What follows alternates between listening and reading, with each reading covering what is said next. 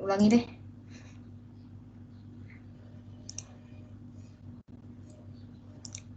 Selamat pagi, siang, sore, malam, Pak Brahma serta teman-teman. Perkenalkan kami dari kelompok 2 yang beranggotakan saya Stefania Tan, Immanuel Evan, Reza Agustinus, Albert Nico, serta Renaldi Jekonian. Pada presentasi kali ini kami akan mempresentasikan materi komunikasi interpersonal, yaitu persepsi diri dan orang lain.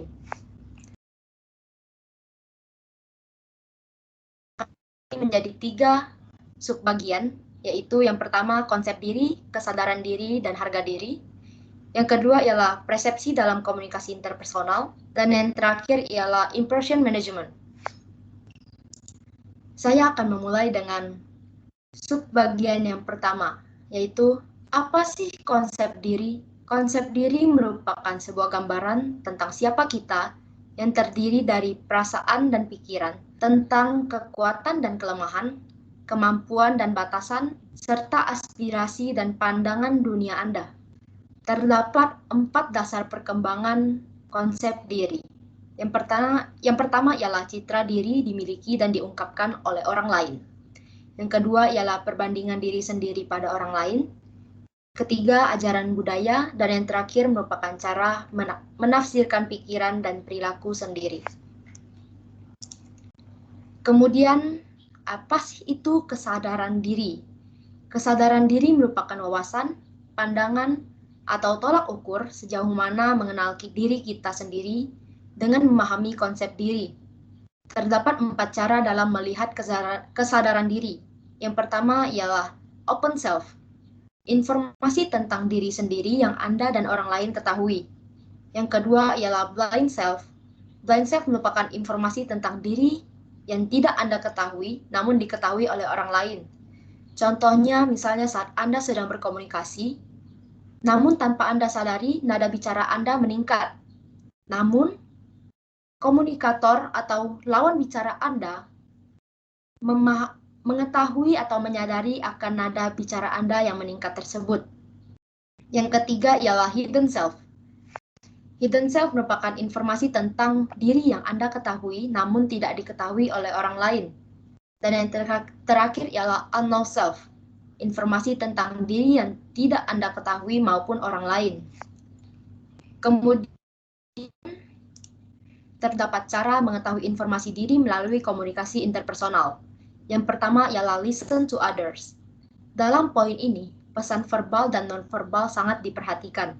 Anda dapat mengetahui seperti apa diri Anda dari bagaimana orang lain berpendapat tentang Anda. Ada apa yang orang lain bicarakan tentang Anda, bagaimana cara orang lain memandang Anda, dan sebagainya. Yang kedua ialah actively seek information about yourself. Aktif dalam mencari informasi mengenai diri Anda. Yang ketiga ialah see your different selves, yaitu dipengaruhi oleh pandangan sebagaimana pesan direfleksikan kembali kepada diri Anda, dapat divisualisasikan dengan cara bagaimana Anda dilihat oleh ibu, ayah, keluarga, guru, maupun teman Anda. Yang keempat ialah increase your open self, mengungkapkan pendapat mengenai diri Anda kepada diri sendiri. Setelah melalui 3 tahapan di atas, Anda dapat merefleksikan diri mengenai seperti apa diri Anda. Selanjutnya yaitu harga diri. Apa itu harga diri? Harga diri merupakan ukuran seberapa berharganya diri Anda menurut diri Anda sendiri. Harga diri meliputi kognitif, afektif, dan perilaku. Kognitif merupakan pemikiran mengenai kelebihan dan kekurangan diri Anda. Afektif merupakan perasaan tentang diri berdasarkan analisis, kelebihan, dan kekurangan diri. Perilaku dapat berubah dan dapat berupa verbal dan nonverbal. Kemudian yaitu saran untuk meningkatkan diri. Yang pertama yaitu attack self-destructive belief, yaitu memerangi keyakinan bahwa Anda tidak bisa, dengan cara memberikan motivasi kepada diri Anda sendiri seperti saya bisa, saya harus sukses dan saya pasti bisa. Kemudian yaitu seek or nourishing people. Nourishing people dapat memberikan dampak positif bagi diri kita. Yang ketiga, beware the imposter phenomenon.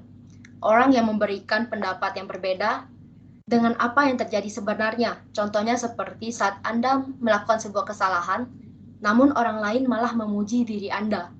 Yang keempat ialah work in project that will result in success.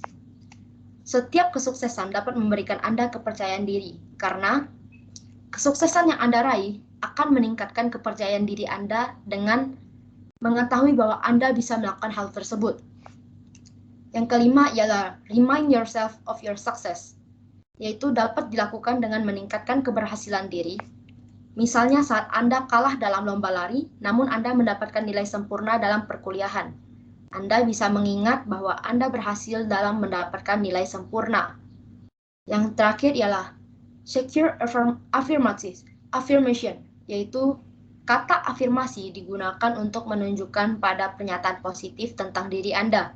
Pernyataan yang meyakinkan bahwa sesuatu yang baik atau positif itu benar tentang Anda.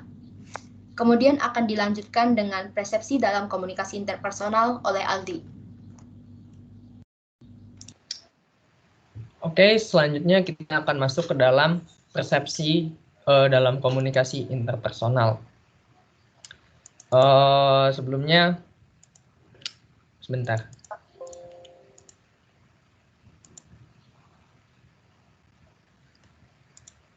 Oke, kita masuk dalam persepsi dalam komunikasi interpersonal. Persepsi adalah proses di mana kita menjadi sadar akan objek, peristiwa, dan orang lain di sekitar kita dengan melalui indera yang kita miliki seperti penglihatan, penciuman, rasa, sentuhan, dan pendengaran. Sehingga persepsi merupakan sebuah aktivitas aktif yang dialami oleh setiap manusia. Persepsi dapat dihasilkan baik dari apa yang ada di dunia luar maupun dari pengalaman, keinginan, kebutuhan, cinta, serta kebencian yang ada pada diri setiap pribadi orang. Persepsi adalah hal yang penting dalam komunikasi antar pribadi karena persepsi memengaruhi pilihan komunikasi yang akan diucapkan. Pesan yang disampaikan juga tergantung dari persepsi yang kita miliki. Oleh karena itu, oleh karena itu ketika berinteraksi pada orang, kita menggunakan persepsi. Nah, di dalam persepsi ini ada 5 tahap dalam persepsi komunikasi interpersonal. Tahap yang pertama yaitu merasakan beberapa jenis rangsangan dengan panca indera. Kemudian rangsangan tersebut diatur dengan cara tertentu. Setelah itu mengatur dan mengevaluasi apa yang sedang dirasakan. Kemudian disimpan dalam memori, dan yang terakhir memori tersebut akan dipanggil kembali ketika dibutuhkan. Seperti yang dikatakan sebelumnya, persepsi memiliki 5 tahapan. Tahap yang pertama dikenal dengan namanya stimulus. Nah, pada tahap persepsi pertama ini sering dikenal dengan perangsangan indera. Contoh dari perangsangan indera ini bisa seperti mendengar lagu baru, habis itu juga ada yang namanya mencicipi makanan, mencium aroma parfum seseorang, menerima pesan instan, rasakan sentuhan orang lain. Sehingga sebuah rangsangan yang baru ini seringkali menarik perhatian. Sangat penting untuk dipahami bahwa tahap pertama ini persepsi yang sedang dipersiapkan bukan sembarang perspektif. Karena pada tahap ini kita sedang mempersiapkan persepsi secara selektif atau disebut sebagai persepsi selektif. Persepsi selektif pun terbagi menjadi 2 bagian, yaitu selective attention dan selective exposure. Nah, dalam selective attention kita akan memilih hal mana yang nantinya akan kita butuhkan atau kita perlukan untuk meluapkan apa yang untuk menggunakan apa kata-kata yang akan kita gunakan. Jika ada sebuah hal yang tidak kita butuhkan, kita cenderung nanti mengantisipasinya agar tidak disimpan di memori kita. Kemudian dalam selective exposure kita akan mencari sebuah hal yang akan semakin meyakinkan kita tentang persepsi yang kita buat. Kemudian setelah tahap pertama, kemudian masuk pada tahap kedua, yaitu mengatur rangsangan yang telah dilakukan oleh panca indera kita. dalam tahap kedua ini ada 3 cara dalam mengatur sebuah rangsangan yang ingin kita persiapkan. Cara yang pertama adalah mengatur berdasarkan aturan. Maksud dari aturan ini adalah aturan kesamaan. Jadi semakin mirip seorang dengan orang lain, maka semakin mudah seorang dalam mempersepsi orang tersebut. Kemudian cara yang kedua adalah membuat skema. Skema yang dimaksud adalah dengan sering belajar atau bertemu tentang hal baru yang sedang kita persepsikan. Dan cara yang ketiga ada yang namanya skrip. Nah, skrip adalah kumpulan informasi yang terorganisir tentang beberapa tindakan, acara atau prosedur. Sehingga dengan adanya skrip, seorang akan mudah dalam membuat sebuah persepsi. Setelah itu, pada tahap yang ketiga, persepsi masuk ke dalam tahap tentang mengevaluasi tentang persepsi yang sudah dirasakan. Nah, dalam tahap ini sangat dipengaruhi oleh pengalaman diri sendiri, kebutuhan, keinginan, nilai-nilai, keyakinan tentang apa adanya atau seharusnya, harapan, keadaan fisik dan emosi, dan seterusnya. Sehingga dalam tahap ini sebuah persepsi dapat muncul karena sebuah pengalaman dan kebutuhan. Kemudian pada tahap yang keempat dan kelima, teman saya Reza akan menjelaskan. Ya, lalu ada tahapan keempat. Yang keempat yaitu menyimpan dalam memori. Dalam tahapan ini, persepsi yang telah dievaluasi dimasukkan kembali ke dalam memori, sehingga persepsi tersebut dapat diingat dan sewaktu-waktu akan digunakan kembali. Lalu tahap yang terakhir yaitu tahap kelima adalah tahap penarikan kembali persepsi yang melibatkan pengaksesan informasi yang telah Anda simpan dalam memori. Ketika ingin mendapatkan kembali informasi, kita tidak hanya memproduksi apa yang telah kita dengar atau yang kita lihat, tapi kita juga merekonstruksi apa yang telah kita dengar atau yang kita lihat menjadi keseluruhan. Lalu yang bermakna bagi orang tersebut. Pada saat tahap pemanggilan ini, 3 kemungkinan yang dapat terjadi seperti bisa saja kita mengingat sebuah peristiwa dengan konsisten, mengingatnya dengan tidak konsisten atau acak, dan mungkin bisa saja tidak mengingatnya sama sekali. Lalu ada teori kepribadian. Teori kepribadian, setiap orang memiliki teori kepribadian yang mengatakan karakteristik individu mana yang sesuai dengan karakteristik lain, atau pernyataan dalam tes diri. Paling sering teori ini tidak disadari oleh implisit, tetapi mereka dapat dibawa ke kesadaran. Pertimbangannya misalnya, pernyataan singkat berikut. Perhatikan kata dalam tanda kurung yang menurut Anda paling baik melengkapi setiap kalimat. Ini adalah teori sederhana yang didasarkan pada asumsi bahwa teman pada umumnya mirip satu sama lain. Jika teman Anda keren, Anda juga harus keren. Terus jika teman Anda Anda membosankan, maka Anda juga akan terlihat membosankan. Lalu yang kedua ada penekanan persepsi. Penekanan persepsi contohnya yaitu ketika anak-anak miskin dan kaya dilihatkan mata uang koin dan kemudian diminta untuk memperkirakan nilainya. Perkiraan nilai mata uang di mata anak-anak miskin jauh lebih besar daripada perkiraan anak-anak orang kaya. Lalu yang ketiga ada keutamaan dan keterkinian. Jika suatu anak terdaftar dalam kursus di mana setengah kelasnya sangat membosankan dan setengahnya lagi sangat menarik, lalu pada akhir semester anak tersebut akan mengevaluasi kursus tersebut, dan evaluasi anak tersebut akankah lebih menguntungkan jika anak tersebut mengikuti kelas yang membosankan terlebih dahulu dan kelas yang menarik itu pada akhir semester, atau bahkan sebaliknya lebih efisien anak tersebut mengikuti kelas yang menarik dan kemudian mengikuti kelas yang membosankan. Lalu ada yang keempat yaitu pengaitan kontrol. Pengaitan kontrol cara lain yang digunakan untuk membentuk tayangan adalah melalui pengaitan kontrol. Misalnya Anda mengundang teman Anda bernama Desmond untuk makan malam pada pukul 19. Lalu dia tiba pada pukul 9. Dipertimbangkan bagaimana Anda akan menanggapi setiap alasan ini. Desmond mempunyai alasan pertama yaitu Desmond tidak bisa melepaskan diri dari pantai dan benar-benar ingin mendapatkan kulit yang coklat. Lalu yang kedua, Desmond sedang mengemudi di sini. Desmond sedang mengemudi. Ketika ia mengemudi, ia melihat beberapa anak muda menjamret pasangan tua. Lalu Desmond memutuskan untuk membawa orang tua itu pulang, dan karena kedua orang tua itu merasa ketakutan.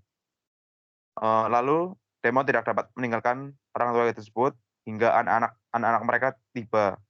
ponsel mereka rusak dan baterai mereka habis. Jadi Demon tidak punya cara untuk telepon untuk memberitahu dan bahwa Demon akan terlambat akan terlambat ke acara Anda. Lalu alasan yang ketiga, Demon mengalami kecelakaan mobil dan dibawa ke rumah sakit. Bergantung pada alasan-alasan semua tersebut, mungkin Anda akan mengaitkan motif yang sangat berbeda dengan perilaku Demon tersebut. Dengan alasan 1 dan 2, Anda akan menyimpulkan bahwa Demon mengontrol perilakunya. Dengan alasan 3, Anda akan menyimpulkan bahwa Demon tidak dapat mengontrol perilakunya. Alasannya berada di luar dan tidak dibawa kendali. Lalu selanjutnya akan dijelaskan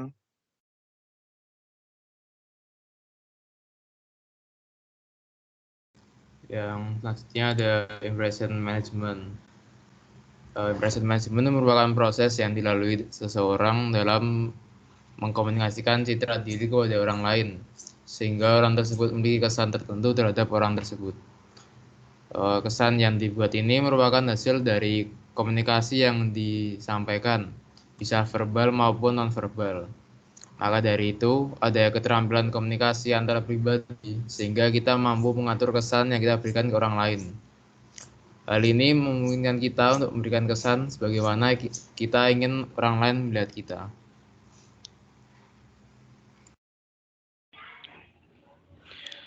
Menurut Martin dan Rubin, 1998, Myers and Zhong 2004, ada beberapa cara untuk membuat kesan yang baik, yaitu membantu orang lain, tampil diri Anda nyaman dan rileks saat bersama orang lain, ikuti aturan budaya yang ada agar pembicaraan menjadi lebih sopan dan kooperatif, tampil aktif, antusias, dan dinamis, merangsang dan mendorong orang lain untuk berbicara tentang diri mereka sendiri, memperkuat pengungkapan dan kontribusi orang lain, mendengarkan orang lain dengan penuh perhatian dan aktif, tampil optimis dan positif daripada pesimis,